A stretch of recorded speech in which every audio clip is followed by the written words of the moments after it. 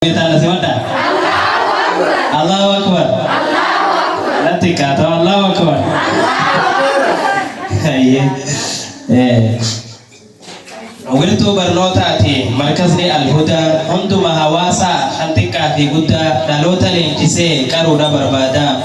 abba hafizota uma nama beka karora bareda situn of akeka bu'a biyya puste lakkoofsantanoodha sijibbu jechuunis biyyuma ganoodha dukkana wallaalaa situn irraa saaqe doofumaa jibbamtu kan duraan nolaaqe lafaatiin kee baay'ee hurkaa gadhimmiftu galanni kee guddaa eenyuyyuu singutu bu'aan ati buuste qarshiinis hin bitu bu'aan ati buuste qarshiinis hin bitu yaa markaza hudaa galanni kee guddaa oolmaan ati oolte yaa markaza hudaa galanni kee guddaa oolmaan ati oolte kan biraatiin adda gola kan kee keessaa beekumsaatu madda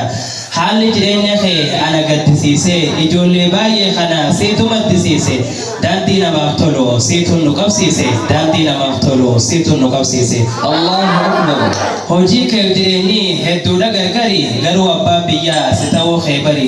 inni biraa taa'ee qarshii hatee kuusa dhugaa yoo dubbanne bu'aa siitu buusa ijaarratteen qabdu mana kiraatteessa waa'ee kee yoo yaade garaa na bobeessa kophaa koo taa'eetiin jireenya kee yaada hubannoo siif qaban qalbii qonnawaada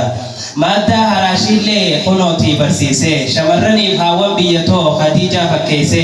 warra daafagaates walitti dhiheesse madda harashidhaa fidee wal barsiise hariiroo hawaasaa cimsee gad-jabeesse adeemsa jireenyaa hundumaa sirreesse akkasitti alhudaa dukkana wallaalaa beekumsaan dhabamsiise dukkana wallaalaa beekumsaan dhabamsiise gaafa jecha fuullee sassararra gaafa gocha fuullee daddabarra korma baakoo jedha hundi arraba dhiibe akka jennuun taano kanaatu nu dhibe osoo namni hundi akka jedhu ta'e silaamanni keenya qaatarakkoo be'ee bakka yaadu ga'e ilaalchaa fi qeeqni akka sangaa moofaa utuu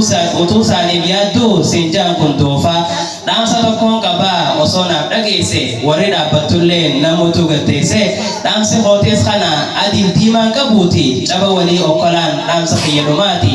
humnaaf beekumsa jiruun malaa bishaan waatanii obsaa fi kutannoodhaan ga'u galma yaadanii tarkaanfadhuu deemi hillaalin of duuba anteenaan kee yoomoo fuuldura harkoo qaba tarkaanfadhuu deemi hillaalin of duuba anteenaan kee yoomoo fuuldura harkoo qaba